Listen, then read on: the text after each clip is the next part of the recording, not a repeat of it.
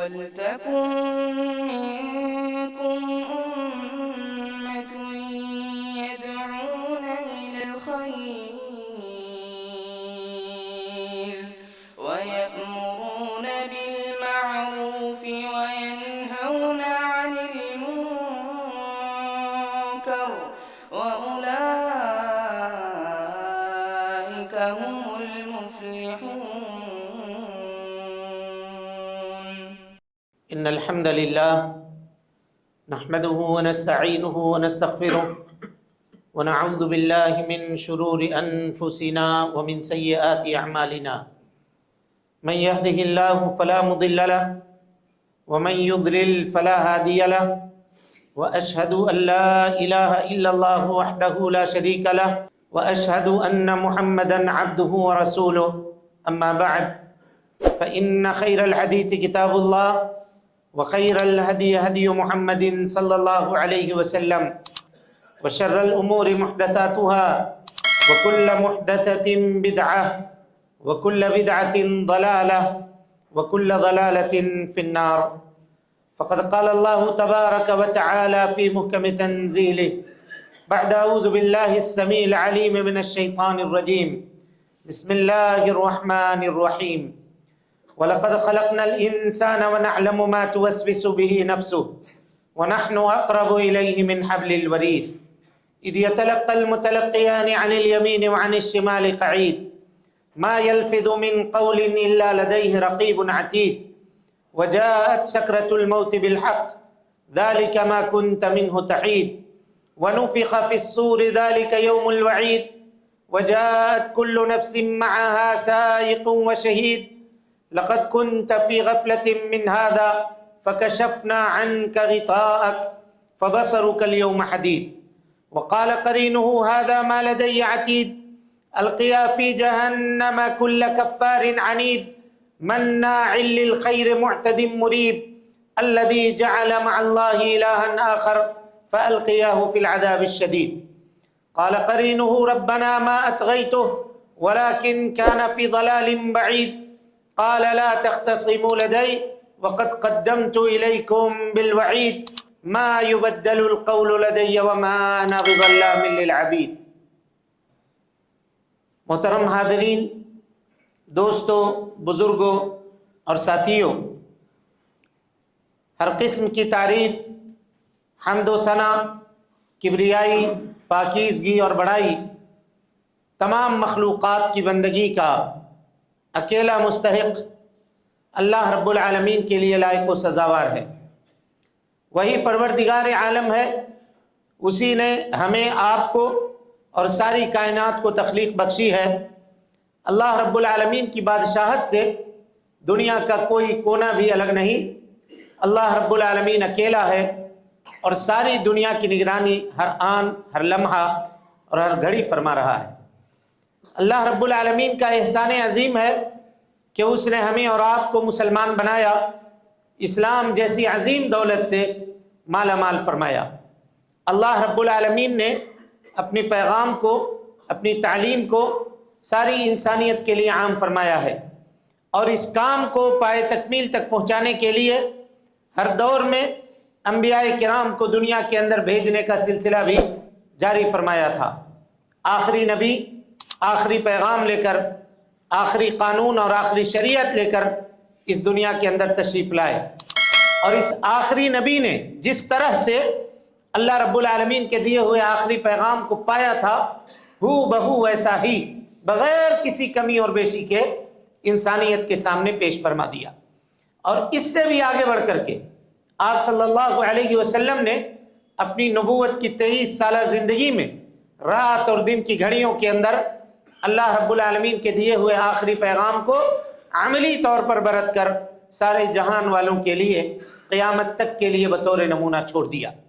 درود و سلام ہو اشرف المخلوقات میں سب سے افضل، قیامت کے دن کے سردار جناب محمد رسول اللہ صلی اللہ علیہ وسلم پر۔ اللہم صلی علی محمد وعلی آل محمد کما صلیت علی ابراہیم وعلى آل إبراهيم إنك حميد مجيد اللهم بارك على محمد وعلى آل محمد كما باركت على إبراهيم وعلى آل إبراهيم إنك حميد مجيد۔ محترم حاضرین، دوستوں، بزرگوں اور ساتھیوں، دلوں کے لگنے والی بیماریوں کے تعلق سے ہم آپ کے سامنے گفتگو کر رہے تھے۔ پیوستہ جمعہ نفس کی خرابیوں کے بارے میں بات کی گئی تھی۔ نفس کے فساد اور بگاڑ کے اسباب میں سے شیطان کا تسلط اور اس کا قبضہ انسان کے نفس کے اوپر ہوتا ہے، اس سلسلے میں بات کی تھی۔ آج کے اس درس میں ہم آپ کے سامنے اللہ رب العالمین کی خشیت اور اللہ تعالیٰ کے خوف کے سلسلے میں بات کریں گے، جو ہمیں اللہ رب العالمین کے فضل اور اس کے توفیق سے گناہوں سے باز رکھنے میں مددگار ثابت ہوگی۔ لہذا اس بات کو غور سے سنیے اور اس کو اپنی عملی زندگی کے اندر نافذ کرنے کی کوشش کیجیے۔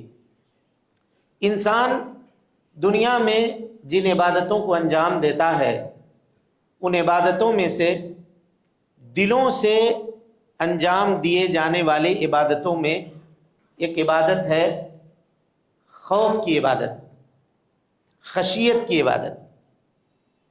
اور یہ خوف کی عبادت ایسی ہے کہ جس کی تعریف اللہ رب العالمین نے قرآن مجید کے اندر کی ہے، اور اللہ کے نبی جناب محمد رسول اللہ صلی اللہ علیہ وسلم نے اپنے احادیث کے اندر اس کو بیان کیا ہے۔ چنانچہ نبی صلی اللہ علیہ وسلم کہتے ہیں کہ اللہ رب العالمین فرماتا ہے، حدیث قدسی ہے، اللہ تعالیٰ کہتا ہے، میری عزت کی قسم، میرے جلال اور میری کبریائی کی قسم، اللہ تعالیٰ بغیر قسم کھائے بھی کوئی بات کہے تو بحیثیت مومن ہم اس کو مانیں گے، قبول کریں گے، سر تسلیم خم کریں گے۔ چاہے جائے کہ کسی بات پہ اگر رب العالمین قسم کھا کر کے بیان کر رہا ہو تو اس کی اہمیت کتنی زیادہ ہوگی، اس کا آپ اندازہ لگائیے۔ کہا میری عزت و جلال کی قسم کہ میں کسی بھی دل کے اوپر دو خوف اکٹھا نہیں کروں گا، دو خوف جمع نہیں کروں گا۔ کہا وہ دو خوف کیا ہے؟ کہا جو دل دنیا میں اللہ رب العالمین کا خوف رکھتا ہو اس کو قیامت کے دن کا خوف نہیں ہوگا، آخرت میں اس کو کوئی خوف نہیں ہوگا۔ وَهُم مِّن فَزَعٍ يَوْمَئِذٍ آمِنُونَ، اس دن کے خوف سے یہ لوگ کیا ہوں گے؟ محفوظ ہو جائیں گے۔ اور جو دنیا میں اللہ رب العالمین کے خوف سے نڈر ہوگا، یہاں اللہ سے ڈرتا نہیں ہوگا، اللہ رب العالمین کا خوف اپنے دلوں کے اندر بسائے ہوئے نہیں ہوگا، تو اللہ رب العالمین حدیث قدسی میں فرماتا ہے کہ پھر آخرت میں اس کے لیے خوف ہی خوف ہوگا، خوف ہی خوف ہوگا۔ وہاں خوف سے بچانے والی کوئی دوسری چیز اس کے لیے نہیں ہو سکتی ہے۔ اب ہم کو یہ طے کرنا ہے، یہ فیصلہ کرنا ہے کہ ہم یہاں ڈریں گے کہ وہاں ڈریں گے، کہاں ڈریں گے، یہ طے ہم کو خود کرنا ہے۔ لیکن سوال ایک یہ ہے کہ ہم میں کا کون آدمی ایسا ہے جو یہ کہتا ہو کہ ہم اللہ سے نہیں ڈرتے ہیں؟ سب کہتے ہیں، ہم بھی کہتے ہیں، آپ بھی کہتے ہیں۔ تو کیا اللہ سے ڈرنے کا یہ زبانی دعویٰ ہماری نجات کے لیے، ہماری بخشش کے لیے کافی ہوگا؟ کہ اس کے چند علامات ہیں، اس کی کچھ نشانیاں ہیں۔ اللہ تعالیٰ فرماتا ہے وَأَمَّا مَنْ خَافَ مَقَامَ رَبِّهِ، جو اللہ رب العالمین کے سامنے کھڑے ہونے سے ڈر گیا۔ کھڑے ہونے سے ڈرنے یعنی اللہ کے سامنے حساب و کتاب دینے سے ڈر گیا، اور اس کے ڈرنے کی علامت کیا ہے؟ وَنَهَى النَّفْسَ عَنِ الْهَوَىٰ، اس نے اپنے خواہشات نفسانی کو کے اوپر عمل کرنے سے اس نے اپنے آپ کو روک لیا، اللہ کی نافرمانی کرنے سے اپنے آپ کو روک لیا، گناہوں سے، معصیتوں سے اپنے آپ کو روک لیا۔ تو اللہ کہتا ہے فَإِنَّ الْجَنَّةَ هِيَ الْمَأْوَىٰ، اس آدمی کو یہ سوچنا چاہیے کہ جنت اس کا ٹھکانہ ہے، جنت اس کا ٹھکانہ ہے۔ یہاں خوف الہی کو اللہ رب العالمین نے گناہوں سے رکنے کا ذریعہ بتایا۔ یعنی وہ آدمی جو یہ دعویٰ کرتا ہو کہ ہم اللہ سے ڈرتے ہیں لیکن گناہوں سے باز نہیں آتا، تو سمجھ جائیے کہ اس کے دل میں اللہ کا خوف نہیں ہے، وہ انسان جھوٹا ہے۔ وہ انسان جھوٹا ہے، وہ اپنے دعوے میں جھوٹا ہے، ورنہ اگر وہ اپنے دعوے میں سچا ہوتا اور واقعی طور پر اللہ رب العالمین کا خوف اگر اس کے دل میں ہوتا تو اللہ تعالیٰ سے اتنا نڈر نہیں ہوتا، اللہ تعالیٰ سے اتنا بے خوف اور نڈر نہیں ہوتا۔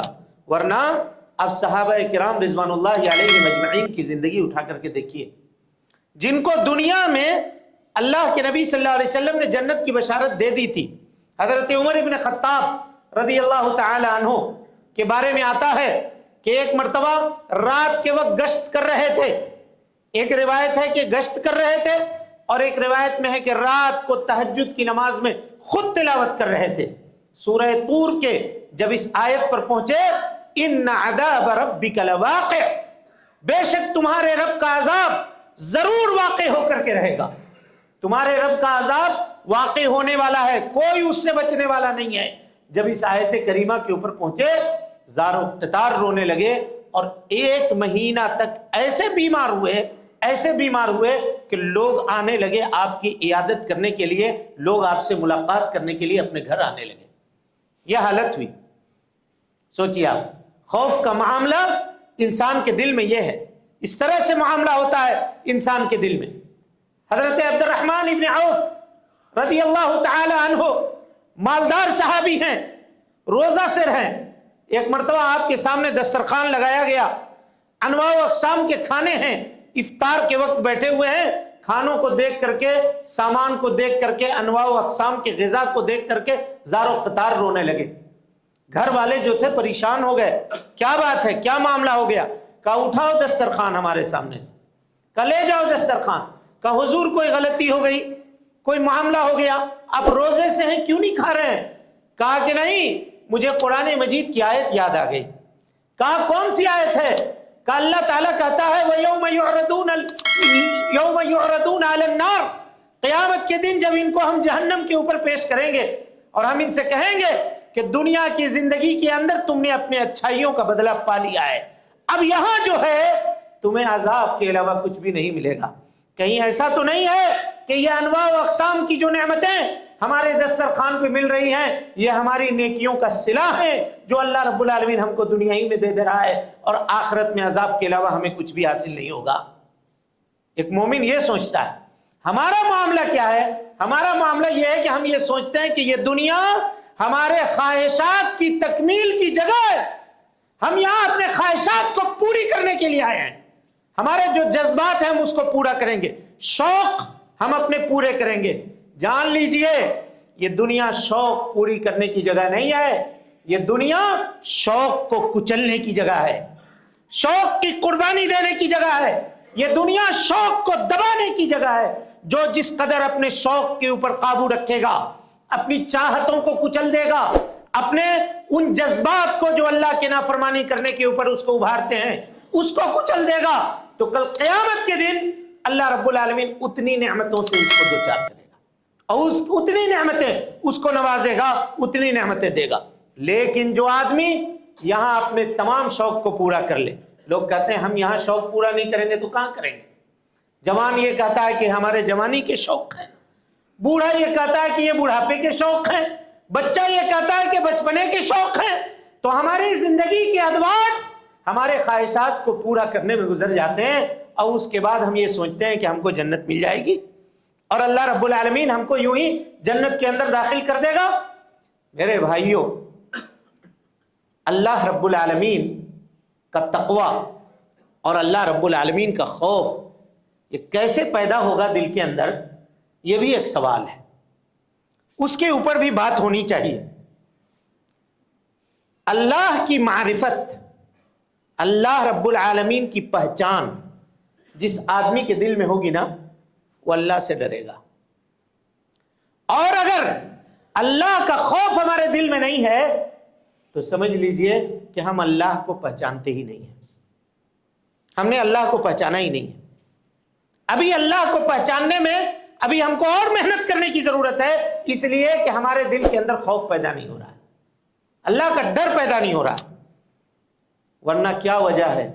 فرشتے اللہ رب العالمین کے مخلوق ہیں، وہ مخلوق ہیں جن کو حساب و کتاب سے گزرنا نہیں ہے، جن کے لیے جنت و جہنم نہیں ہے۔ پیارے مصطفیٰ صلی اللہ علیہ وسلم نے پوچھا حضرت جبریل سے، کیا ہے جبریل، اسرافیل کو کیا ہوا ہے؟ کبھی میں نے اس کو ہنستے ہوئے نہیں دیکھا، کیا وجہ ہے؟ کبھی چہرے پہ ان کے مسکراہٹ نہیں آئی، کیا معاملہ ہے؟ کہا اللہ کے نبی صلی اللہ علیہ وسلم، جب سے اللہ نے جہنم پیدا کی ہے اس کے بعد سے اسرافیل نے ہنسنا چھوڑ دیا ہے، ہنسنا بھول گئے وہ، جبکہ یہ جہنم کا معاملہ ان کے لیے نہیں ہے، ان کا معاملہ گناہوں کا نہیں ہے، صرف نیکی کرتے ہیں۔ لا یعصون اللہ ما امرہم، اللہ نے جو حکم دیا ہے 1 انچ اس کی نافرمانی نہیں کرتے۔ وَيَفْعَلُونَ مَا يُؤْمَرُونَ، جس کام پہ اللہ نے لگا دیا وہی کام کرتے ہیں، اس کے باوجود بھی ان کو یہ خوف ہے۔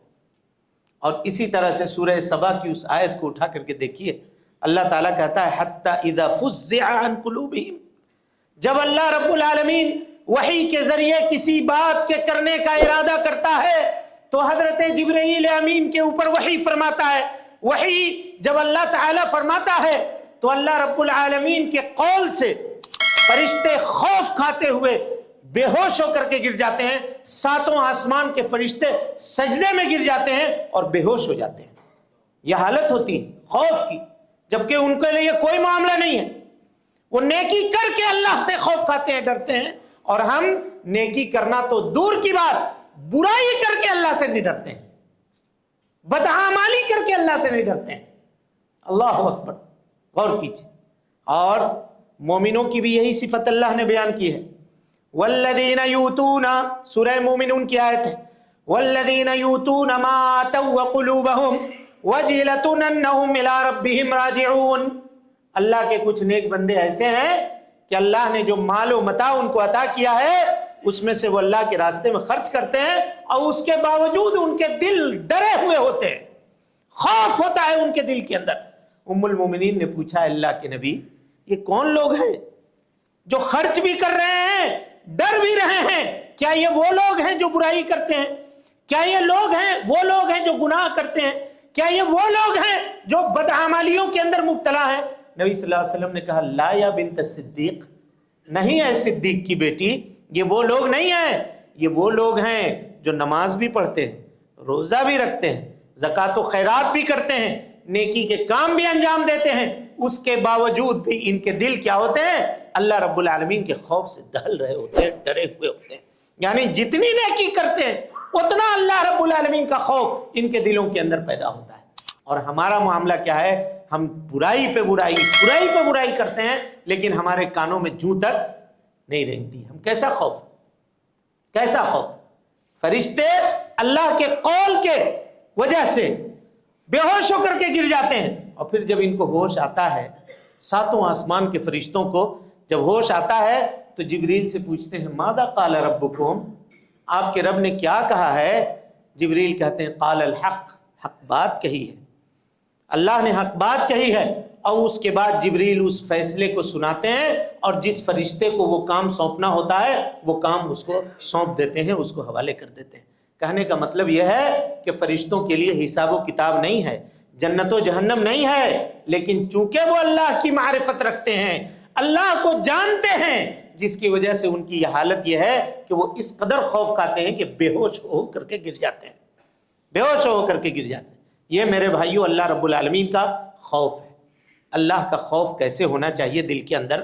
دیکھیے پیارے مصطفیٰ صلی اللہ علیہ وسلم، یہی بقیع قبرستان ہے، گئے ایک جنازے کو دفن کرنے کے لیے، اللہ اکبر، ابھی جنازہ تیار، قبر تیار نہیں تھی، وہیں بیٹھ گئے، صحابہ کرام ارد گرد بیٹھے ہوئے ہیں، آپ کے ہاتھ میں ایک چھوٹی سی چھڑی ہے، اس کو لے کر کے مٹی کورید رہے ہیں، اور آنکھوں سے زار و قطار آنسو بہ رہے ہیں۔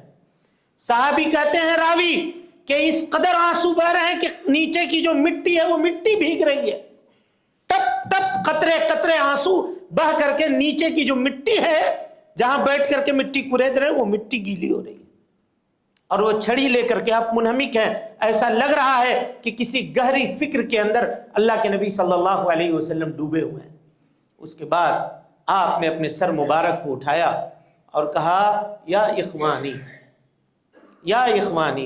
اعدوا لمثل هذا، اے میرے بھائیوں، اس جیسے گڑھے کے لیے، اس جیسی جگہ کے لیے تیاری کر لو، اس جیسی جگہ کے لیے تیاری کر لو، قبر میں آنے کے لیے تیاری کر لو، اپنے آپ کو تیار کر لو کہ تمہیں یہاں آنا ہے، سب کو یہاں آنا ہے، یہ تیاری تم کر لو۔ غور کیجیے، یہ جناب محمد رسول اللہ صلی اللہ علیہ وسلم ہے۔ آپ کس طرح سے صحابہ کرام رضوان اللہ علیہ مجمعین کو اللہ رب العالمین کے خوف کے اوپر ابھار رہے ہیں۔ میرے بھائیوں، آج یہی چیز، رب العالمین کے خوف سے ہم نڈر ہو گئے، اللہ رب العالمین کا خوف ہمارے دلوں کے اندر نہیں ہے۔ وہی وجہ ہے کہ دنیا کے اندر اس قدر برائیاں یہ عام ہیں، ورنہ جس معاشرے میں، جس سماج میں اللہ رب العالمین کا خوف آ جائے، وہاں کسی عدالت کی ضرورت نہیں پڑے گی، وہاں کسی پولیس کی ضرورت نہیں پڑے گی، وہاں کسی اور معاملے کی ضرورت نہیں پڑے گی۔ ہر آدمی اپنے لیے نیکیوں کو انجام دینے کی کوشش کرے گا اور برائیوں سے بچنے کی کوشش کرے گا۔ یہی معاشرہ جناب محمد رسول اللہ صلی اللہ علیہ وسلم نے تیار کیا تھا۔ اللہ سے ڈرنے والا، اس کا انجام کیا ہوگا آپ دیکھیے، جو اللہ سے ڈرنے والا ہوگا دنیا میں، اس کا انجام کیا ہوگا۔ فرمایا اللہ کے نبی صلی اللہ علیہ وسلم نے، وہ آنکھ جس نے اللہ کی یاد میں آنسو بہایا ہو، اللہ نے اس آنکھ کے اوپر جہنم کو حرام قرار دیا ہے۔ جہنم کی آگ اس آنکھ کو نہیں چھوئے گی جس نے اللہ رب العالمین کے یاد میں یا اللہ کے خوف سے 2 قطرے 4 قطرے 5 قطرے جو کچھ ہو وہ آنسو اگر بہایا ہو اس نے۔ اس میں میرے بھائیوں، اگر آپ دعا کر رہے ہیں، آپ کی آنکھوں سے آنسو آ گئے، یہ آنسو بھی شامل ہے۔ اگر آپ واعظ و نصیحت کی بات سن رہے ہیں، آپ کی آنکھوں سے آنسو آ گئے، یہ آنسو بھی اس میں شامل ہے۔ قرآن مجید کی تلاوت کر رہے ہیں، آپ کی آنکھوں سے آنسو آ گئے، یہ آنسو بھی اس میں شامل ہے۔ گناہ کو یاد کر کے اگر آپ کی آنکھوں سے آنسو آ گئے، یہ آنسو بھی اس میں شامل ہے کہ کل قیامت کے دن اللہ رب العالمین کسی کے دل کے اندر یا اس آنکھ کو جہنم میں داخل نہیں کرے گا جو اللہ رب العالمین کے خوف سے، اللہ رب العالمین کے خوف سے ڈرنے والی آنکھ ہو۔ لہذا انسان کو چاہیے کہ وہ تنہائی میں کچھ اتنا وقت ضرور نکالا کرے اپنے لیے، اتنا وقت اپنے لیے ضرور نکالا کرے کہ جس میں وہ اللہ رب العالمین کا خوف کھا کر کے رویا کرے، اپنی گناہوں کو یاد کر کے اللہ رب العالمین کے سامنے آنسو بہانے کی کوشش کرے۔ میرے بھائیوں، اسی طریقے سے اللہ کے نبی صلی اللہ علیہ وسلم نے فرمایا کہ وہ آدمی جو اللہ کے خوف سے ڈرنے والا ہو، قیامت کے دن اللہ رب العالمین اس کو جہنم میں داخل نہیں کرے گا، یا اس کو جہنم میں جانا اس کا اسی طرح سے ناممکن ہے جس طرح سے جانور کو دودھ لینے کے بعد، اس کا دودھ نکالنے کے بعد کوئی آدمی دودھ کو اس کے تھن میں واپس نہیں کر سکتا۔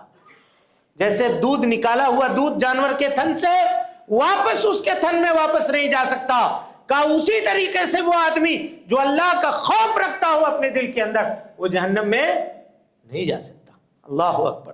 لیکن یہ خوف صرف دعوے کی حد تک نہیں ہونا چاہیے، عملی زندگی کے اندر نافذ ہونی چاہیے۔ اسی لیے وہ حدیث جس میں پیارے مصطفیٰ صلی اللہ علیہ وسلم نے ان لوگوں کا تذکرہ کیا ہے کہ جن کو اللہ رب العالمین قیامت کے دن اپنے عرش میں کے سائے تلے جگہ دے گا، اس میں سے ایک آدمی وہ بھی ہوگا، وَرَجُلٌ دَعَتْهُ امْرَأَةٌ ذَاتُ مَنْصَبٍ وَحَسَبٍ وَجَمَالٍ، کہا کہ وہ ایک آدمی جس کو کسی خاتون نے دعوت دی ہو، حسب و نسب بھی ہو، مال و دولت بھی ہو، خوبصورتی بھی ہو، سب چیزیں ہوں۔ دیکھیے، حسب و نسب، مال و دولت، خوبصورتی، یہ ساری چیزیں ہوں، ایسی خاتون کسی کو اگر برائی کی دعوت دے رہی ہو اور وہ کہتا ہو انی اخاف اللہ، نہیں، ہرگز نہیں، میں اللہ رب العالمین سے خوف کھانے والا ہوں۔ دیکھیے یہاں تینوں چیزیں اسباب، حالانکہ تاریخ گواہ ہے کہ اگر خاتون صرف خوبصورت ہو تو وہ انسان کے لیے بڑی مصیبت کھڑی کر سکتی ہے برائی کے راستے میں، اور تاریخ گواہ ہے کہ لوگوں نے اپنی سلطنت تک کو اس کے لیے کھو دیا ہے کہ وہ کسی غریب خاتون سے محبت کرتے تھے، اس کو حاصل کرنے کے لیے لوگوں نے اپنے تخت و تاج تک کو داؤ پہ لگا دیا ہے۔ یہاں ایک آدمی جو اللہ سے ڈرنے والا ہے، اگر اس کو ایک خاتون جو مالدار ہے، حسین و جمیل ہے، حسب و نسب والی ہے، وہ اگر بلا رہی ہے تو اللہ کا خوف رکھنے والا آدمی کیا کہتا ہے؟ کہتا ہے انی اخاف اللہ، میں اللہ سے ڈرنے والا ہوں۔ میرے بھائیوں، آج یہ برائی کا منظر سڑک سڑک پہ، چوراہے چوراہے پہ، جگہ جگہ پہ عام ہے، ہر ایک مقام کے اوپر یہ چیزیں ہیں۔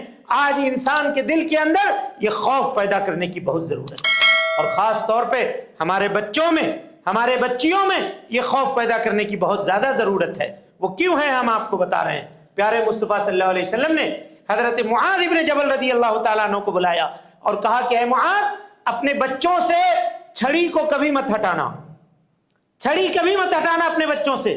اس کا یہ مطلب نہیں ہے کہ آدمی جانوروں کی طرح بچوں کی پٹائی کرے، بے رحم ہو کر کے بچوں کو مارے۔ شریعت اس کی اجازت نہیں دیتی۔ یا وہ بچہ جو اتنا چھوٹا ہے، جو ضرب کو تحمل نہیں کر سکتا، مار کو برداشت نہیں کر سکتا، اس کو مارنے سے نبی صلی اللہ علیہ وسلم نے منع کیا ہے۔ 4 سال 5 سال 6 سال کا بچہ ہے، اس کو کچھ معلوم نہیں، زبردستی اس کو مار دیا زور سے، شریعت نے منع کیا۔ وہ آدمی بے رحم ہے جو اپنے بچوں کے ساتھ اس طرح کا معاملہ کرتا ہے۔ لیکن ہاں، 10 سال کا ہے بچہ، 12 سال کا بچہ ہے، وہ اللہ کی نافرمانی کر رہا ہے، اس کو سمجھا رہے ہیں، سمجھنے کے لیے تیار نہیں ہے، باتوں کو ماننے کے لیے تیار نہیں ہے، تو اس کو ڈرانے کے لیے، اس کو دھمکانے کے لیے ایک آدھ چھڑی اگر والد لگا دیں تو شریعت اس کی اجازت دیتی ہے۔ اس سے شریعت نہیں روکتی ہے، منع نہیں کرتی ہے، تاکہ اس کی تربیت ہو، وہ بگڑے نہیں، وہ صحیح راستے کو ترک نہ کرے، بلکہ صحیح راستے کے اوپر گامزن ہونے کی کوشش کرے۔ یہ گارجین کی ذمہ داری ہوتی ہے۔ ایک چیز یہ کہا، اور دوسری بات کہا وَأَخِفْهُمْ فِي اللَّهِ، اللہ کا خوف دلاؤ، اس کے دل میں اللہ کا خوف پیدا کرو، اللہ کا ڈر پیدا کرو۔ اگر بچپنے سے تم اللہ کا ڈر اس کے دل میں پیدا کر دو گے تو جب جوان ہوگا تو اس کے بعد تم کو کوئی فکر کرنے کی ضرورت نہیں ہوگی۔ اللہ رب العالمین کا خوف کے سائے میں وہ اپنی زندگی گزارے گا تو برائیوں سے یکسر وہ بچ جائے گا، برائیوں سے یکسر بچ جائے گا۔ آج ہم لوگ اللہ کا خوف پیدا نہیں کرتے دلوں کے اندر، کبھی بچے سے یہ نہیں کہتے بیٹا یہ کام کیوں کر رہے ہو، اس سے اللہ ناراض ہوتا ہے۔ اگر فون دیکھ رہا ہے بچہ، ہم یہ تو ضرور کہتے ہیں کہ تمہاری آنکھیں خراب ہو جائیں گی، ہم یہ ضرور کہتے ہیں کہ تمہاری صحت خراب ہو جائے گی، ہم ضرور کہتے ہیں کہ تم یہ ہو جاؤ گے، تم یہ ہو جاؤ گے، لیکن یہ تو نہیں کہتے کہ اللہ ناراض ہو جائے گا، یہ تو نہیں کہتے کہ اللہ جہنم میں ڈال دے گا، یہ تو نہیں کہتے کہ ایسے دیکھنے والے کو اللہ تعالیٰ گناہ دیتا ہے۔ اللہ کا خوف پیدا نہیں کرتے، ہم بسا اوقات اپنا خوف پیدا کرتے ہیں۔ ماں اپنا خوف دکھاتی ہے، باپ اپنا خوف دکھاتا ہے، نتیجہ یہ ہوتا ہے کہ وہی بچہ جب باپ ماں کی آنکھوں سے اوجھل ہوتا ہے تو وہ برائیوں کے اندر ملوث ہو جاتا ہے، بے حیائیوں کے اندر ملوث ہو جاتا ہے۔ اگر بچپنے سے اس کے دل میں ہم نے اللہ کا خوف ڈال دیا تو پھر اس کو کوئی نگرانی کرنے کی ضرورت نہیں ہے۔ یہی کام پیارے مصطفیٰ صلی اللہ علیہ وسلم نے کیا تھا۔ آپ نے جب اپنے خاندان والوں کو ڈرایا تو اس وقت اپنی لخت جگر، اپنے جگر کے ٹکڑے، اپنی بیٹی کو مخاطب کر کے کہا تھا۔ اور نبی صلی اللہ علیہ وسلم کی کون بیٹی؟ فاطمہ رضی اللہ عنہا، جن کے بارے میں کہتے ہیں فاطمہ بضعۃ منی، فاطمہ میرے کلیجے کا ٹکڑا ہے، میرے جسم کا حصہ ہے، یریبنی ما ارابہا، اسے جو چیز خراب لگتی ہے وہ مجھے خراب لگتی ہے، ویؤذینی ما اذاہا، جو چیز اسے تکلیف دیتی ہے وہ چیز مجھے تکلیف دیتی ہے۔ اس قدر محبت تھی اپنی بیٹی سے، فاطمہ سے، چھوٹی بیٹی تھی۔ کہہ رہی ہیں یا فاطمہ بنت محمد، مخاطب کر کے کہہ رہے ہیں اے فاطمہ بنت محمد، اے میری بیٹی، انقذی نفسک من النار، جہنم سے اپنے آپ کے بچاؤ کا انتظام کر لو، فإنی لا اغنی عنک من اللہ شیئا، کہ کل قیامت کے دن میں اللہ رب العالمین کے سامنے تمہارا کچھ بھی نہیں بنا سکوں گا، کچھ بھی نہیں بنا سکوں گا۔ سلینی من مالی ما شئتی، دنیا میں باپ ہونے کی حیثیت سے اگر تم کچھ مانگتی ہو میرے پاس، اگر وہ مال ہے تو میں دینے کے لیے تمہیں تیار ہوں بیٹی، مال میں تمہیں دے دوں گا، جو چاہیے مال مانگنا ہے مانگو، اگر میری بس میں ہے، میری طاقت میں ہے اور میرے پاس وہ مال موجود ہے تو وہ میں دینے سے کبھی گریز نہیں کروں گا۔ سلینی من مالی ما شئتی، جو چاہتی ہو مانگ لو، لیکن کل قیامت کے دن ایک نیکی بھی اگر تم مجھ سے مانگو گی تو وہ نیکی میں دینے کے اوپر قادر نہیں ہوں گا، کیونکہ اس کی اجازت نہیں ہے۔ یہ بات کس سے کہہ رہے ہیں؟ ہم بچے بچیوں سے کہتے ہیں کہ ہم دنیا تمہارے قدموں میں لا کر کے رکھ دیں گے، تم ڈرتے کیوں ہو؟ تمہارا باپ ابھی زندہ ہے۔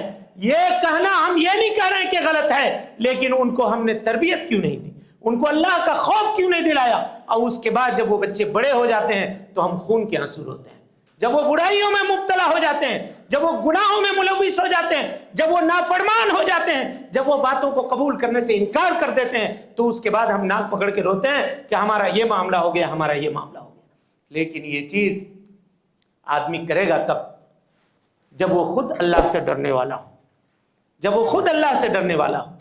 اللہ کے نبی جناب محمد رسول اللہ صلی اللہ علیہ وسلم نے بچوں کی تربیت کیسے کی ہے دیکھیے۔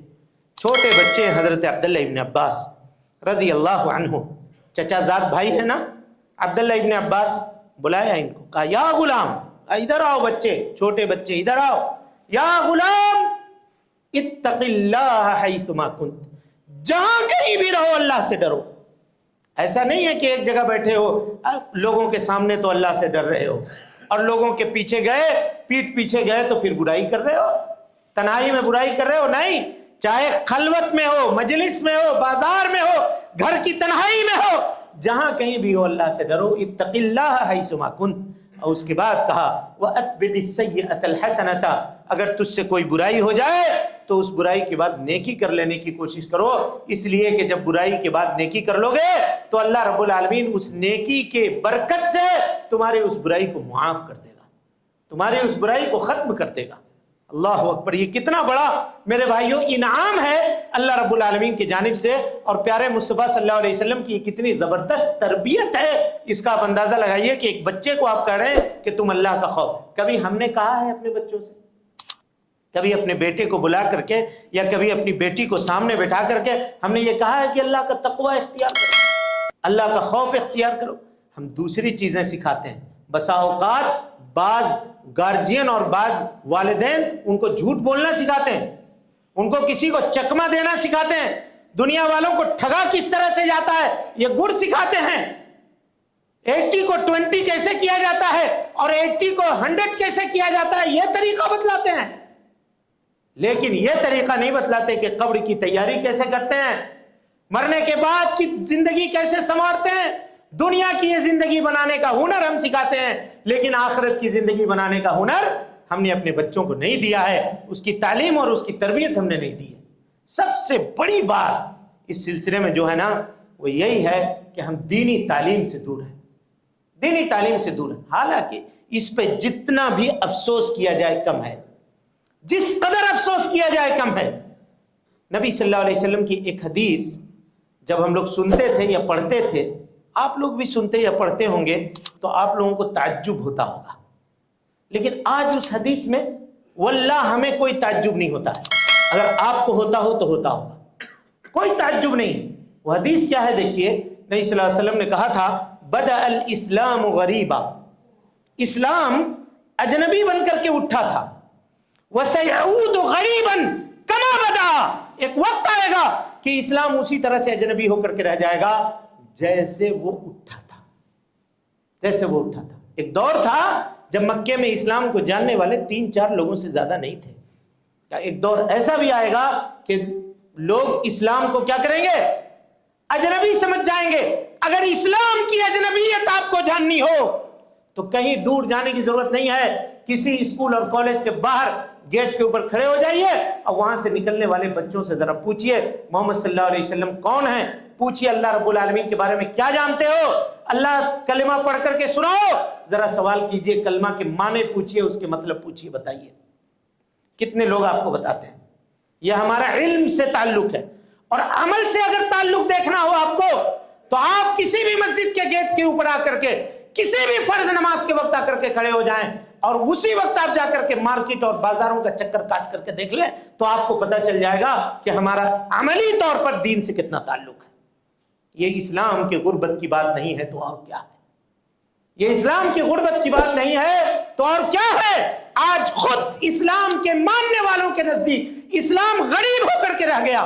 کتابوں کی کمی ہے، لائبریریاں بھری پڑی ہیں، مولویوں کی کمی ہے، تقریر کرنے والے واعظین کی کمی ہے، ہزاروں واعظین دنیا میں لاکھوں تقریریں کر رہے ہیں، کروڑوں لوگ ہیں جو ان کی تقریریں سن رہے ہیں، انٹرنیٹ کے اوپر، یوٹیوب کے اوپر خطبے سے، جلوس سے، جلسے سے یہ خطبے عام کیے جا رہے ہیں۔ نتیجہ کہاں ہے؟ نتیجہ صرف اس وجہ سے نہیں ہے کہ اللہ کا خوف نہیں ہے، دین کو ہم لوگوں نے کسی قیمت کا سمجھا ہی نہیں ہے، دین ہم بس یوں ہی سمجھتے ہیں کہ ایک فارمیلٹی کی چیز ہے، مان رہے ہیں، جب تک مان رہے ہیں دنیا سے چلے جائیں گے معاملہ ختم ہو جائے گا۔ ورنہ کیا وجہ ہے؟ آدمی زندگی میں 1.5 گھنٹہ نہیں نکال سکتا ایک ہفتے میں؟ ہفتے میں 1.5 گھنٹہ اللہ کے دین کو سیکھنے کے لیے نہیں نکال سکتا؟ علم دین کی مجلسوں کے لیے لوگ تڑپا کرتے تھے۔ امام مالک سے موطا امام مالک پڑھنے کے لیے پوری دنیا سے 90,000 لوگوں نے سفر کیا تھا مدینہ منورہ کا، اور یہ وہ زمانہ تھا جب اونٹوں کے پیٹھ کے اوپر لوگ بیٹھ کر کے سفر کرتے تھے، کوئی ہوائی جہاز کا معاملہ نہیں تھا۔ یہ وہ تھا۔ آج نمازوں کے بعد حدیثوں کا درس ہوتا ہے، نمازوں کے بعد قرآن مجید کی آیتوں کا درس ہوتا ہے، لوگ امام کو پیٹھ دکھا کر کے بھاگ جاتے ہیں کہ اس کا تو کام ہی یہی ہے کہ یہ بولتا ہی رہتا ہے، ہم کو اپنا کاروبار کرنا ہے، ہم کو اپنا معاملہ کرنا ہے، ہم اپنے معاملے میں ہیں، یہ کیا معاملہ ہے ہر وقت لے کر کے بیٹھ گئے۔ اعوذ باللہ من الشیطان الرجیم۔ جب دین کے معاملے سے یہ معاملہ، اور آپ جان لیجئے گا اگر یہی روش رہی تو خطبات ایک جمعہ کے اندر بھی لوگ دھیرے دھیرے کم ہوتے چلے جائیں گے، نہیں رہیں گے۔ آج بھی ویسے لوگ ہیں جو ٹارگٹ متعین کرتے ہیں کہ امام یہ کتنے بجے تک خطبہ دیتا ہے، اس سے ٹھیک 2 منٹ وضو بنا کر کے آ کر کے کھڑے ہوں گے کہ اب چلو اب نماز پڑھیں گے۔ اتنا دیر تک کون پکے گا؟ یہ کہتے ہیں مسجد میں، اتنا دیر تک مسجد میں کون پکے گا؟ یہ پکنا ہے؟ اگر یہ پکنا ہے تو پکو یہاں، کیونکہ اس پکنے سے جہنم کا پکنا آسان ہوگا، وہ پکنا آسان ہوگا، اور یہاں اگر پک جاؤ گے تو اس دن کے ابلنے اور پکنے سے محفوظ رہو گے۔ یہ سودا تمہارے لیے سستا ہے، مہنگا نہیں ہے، پکو یہاں اگر پکنا ہے تو۔ لہذا آدمی اپنے آپ کو اسلام کے دائرے میں رکھنے کی کوشش کرے۔ اور آخری بات میرے بھائیوں، اللہ رب العالمین نے 2 چیزیں پیدا کی ہیں، جنت بھی جہنم بھی، لہذا خوف کو اپنے اوپر بہت زیادہ غالب نہیں کرنے دینا چاہیے، بلکہ اللہ سے امید بھی رکھنی چاہیے، اللہ سے امید بھی رکھنی چاہیے۔ جب ایک آدمی گناہ کرنے کا ارادہ کرے تو اس وقت اپنے دل میں اللہ کا خوف رکھے، اور جب کبھی غلطی سے گناہ ہو گیا تو اللہ سے امید رکھے کہ توبہ کریں گے تو اللہ میرے گناہ کو معاف کر دے گا۔ صحیح مسلم کی ایک روایت پڑھ کر کے بات کو ختم کرتا ہوں۔ نبی صلی اللہ علیہ وسلم نے فرمایا، لا یموتن احدکم، تم میں کا کوئی آدمی ہرگز نہ مرے، الا لا یموتن احدکم الا وہو یحسن باللہ الظن، تم میں کا کوئی آدمی نہ مرے مگر اس حال میں کہ وہ اللہ رب العالمین سے اچھی امید رکھتا ہو، اچھی امید رکھے۔ کیونکہ شیطان کا یہ حربہ ہے کہ جب آدمی بوڑھا ہو جاتا ہے اور اس کا جی چاہتا ہے کہ اب عبادت کریں، اب مسجد سے لگیں، تو شیطان آ کر اس کو بہکاتا ہے کہ بھول گئے جوانی میں اتنا کیا تھا، اتنا گناہ کیا تھا، ایسا کیا تھا، اب بوڑھا ہو گئے تو اب عبادت کر رہے ہو، اللہ تم کو معاف نہیں کرے گا۔ خبردار، شیطان کو اپنے اوپر حاوی مت ہونے دیجیے۔ کون ہوتا ہے اللہ کی مغفرت کے درمیان آڑے آنے والا؟ اللہ اپنے بندے کو جب چاہے گا تب معاف کر دے گا۔ یہ فیصلہ نہ ہم کر سکتے ہیں نہ آپ کر سکتے ہیں۔ شرک جیسے گناہ کو اگر کوئی آدمی مرنے سے پہلے صدق دل سے توبہ کر دے تو اللہ رب العالمین اس کے گناہ کو معاف کرنے کے لیے تیار ہے۔ لہذا جب جاگ گئے تب سویرا۔ اسود ابن اسود ایک تابعی ہیں، یہ بیمار پڑے، ایک صحابی تھے، وہ ان کے پاس گئے ملاقات کرنے کے لیے، بے ہوش پڑے ہوئے تھے بستر میں، کہا کہ فلاں صحابی آئے ہیں آپ سے ملاقات کرنے کے لیے۔ واصلہ ابن اسقا صحابی کا نام تھا، سب سے چھوٹے صحابی ہیں، موت کے اعتبار سے سب سے آخری جن کی وفات ہوئی ہے یہی ہے صحابی واصلہ ابن اسقا۔ کہا کہ اسود بیمار ہے، چلو چلتے ہیں دیکھنے کے لیے۔ گئے تو دیکھا کہ بستر پہ بے ہوش پڑے ہوئے ہیں۔ ان کو خبر دی گئی کہ واصلہ آئے ہیں، باہر کھڑے ہیں صحابی رسول۔ کہا بلاؤ، آواز بند ہو گئی تھی، آواز چل نہیں رہی تھی، اشارہ کیا بلاؤ، قریب چلے گئے، ہاتھ چٹولنے لگے۔ یہ سمجھ گئے واصلہ کہ میرا ہاتھ چاہتا ہے، ہاتھ دے دیا کہ یہ وہ ہاتھ تھا جس نے جناب محمد رسول اللہ صلی اللہ علیہ وسلم سے مصافحہ کیا تھا۔ ہاتھ کو لے کر کے سینے پہ لگا لیا، پیشانی کے اوپر رکھ لیا، اور اس کے بعد جب ہوش تھوڑا سا بحال ہوا ان کا، تو واصلہ نے پوچھا اسود سے کہ اسود اس وقت کیسا محسوس کر رہے ہو؟ اللہ اکبر، جملہ دیکھیے ان کا، کہا اہلکتنی ذنوبی، مجھ کو میرے گناہوں نے ہلاک کر دیا۔ اہلکتنی ذنوبی، مجھ کو میرے گناہوں نے ہلاک کر دیا، وشفت علی ہلاکتی، اور اپنی ہلاکت کو اپنی نگاہوں کے سامنے دیکھ رہا ہوں، ولکنی ارجو اللہ العفو والعافیہ، لیکن میں اللہ رب العالمین سے معافی کی امید رکھتا ہوں کہ میں اس رب کو ماننے والا ہوں جس نے اپنے رحمت کو اپنی غضب کے اوپر بھاری کیا ہوا ہے، اس کا رحمت بڑا ہے، اس کا غضب چھوٹا ہے، وہ اپنی رحمت سے مجھے بھی معاف کر دے گا۔ یہ سننا تھا کہ واصلہ جو بیٹھے ہوئے تھے کھڑے ہو گئے، زور سے کہا اللہ اکبر۔ گھر میں جتنے لوگ بیٹھے ہوئے تھے ان سارے لوگوں نے کہا اللہ اکبر، تکبیر کی آواز نکالی، اور اس کے بعد واصلہ نے کہا فإنی سمعت رسول اللہ صلی اللہ علیہ وسلم یقول، میں نے اللہ کے نبی صلی اللہ علیہ وسلم کو یہ کہتے ہوئے سنا ہے، لا یموتن احدکم، تم میں کا کوئی آدمی ہرگز نہ مرے، الا وهو یحسن باللہ الظن، مگر یہ کہ وہ اللہ سے اچھی امید رکھے، واسود، تم اللہ سے اچھی امید رکھتے ہو، یقیناً تم کامیاب ہو جاؤ گے۔ اللہ رب العالمین سے دعا ہے کہ اللہ تعالی ہمیں اور آپ کو بھی اللہ رب العالمین سے اچھی امید رکھنے کی توفیق نصیب فرمائے۔ اللہ تعالی ہمارے گناہوں کو معاف کر دے، اے اللہ ہم سب کی سیئات سے درگزر فرما دے، اے اللہ جو لوگ بیمار ہیں انہیں شفائے کاملہ عاجلہ نصیب فرما دے، اے اللہ جو پریشان حال ہیں ان کی پریشانیوں کو دور فرما دے، اے اللہ رب العالمین ہم میں سے جو لوگ محتاج ہیں ان کی محتاجی کو دور فرما دے، اے اللہ رب العالمین جو پریشان حال ہیں ان سب کی پریشانیوں کو دور فرما دے، اے اللہ ہم سب پر اپنی رحمت کی چادر عام فرما دے، اے اللہ رب العالمین ہم سب پر اپنی رحمت کی چادر عام فرما دے، اے اللہ رحم فرما دے، اے اللہ کرم فرما دے، اے اللہ صحت و عافیت عطا فرما دے، اے اللہ رمضان المبارک کا مہینہ نصیب فرما دے، اے اللہ رب العالمین اس وقت تک صحت و عافیت عطا فرما دے، اے اللہ اس کے روزے کو رکھنے کی توفیق نصیب فرما دے، اے اللہ رب العالمین ہم سب کے گناہوں سے معافی نصیب فرما دے، جب تک زندہ رکھ، دین اسلام پہ زندہ رکھ، اور جب اٹھا ایمان پہ اٹھا۔ اقول قولی ھذا واستغفر اللہ لی ولکم ولسائر المسلمین من کل ذنب وخطیۃ فاستغفروہ انہ کان للأوابین غفورا۔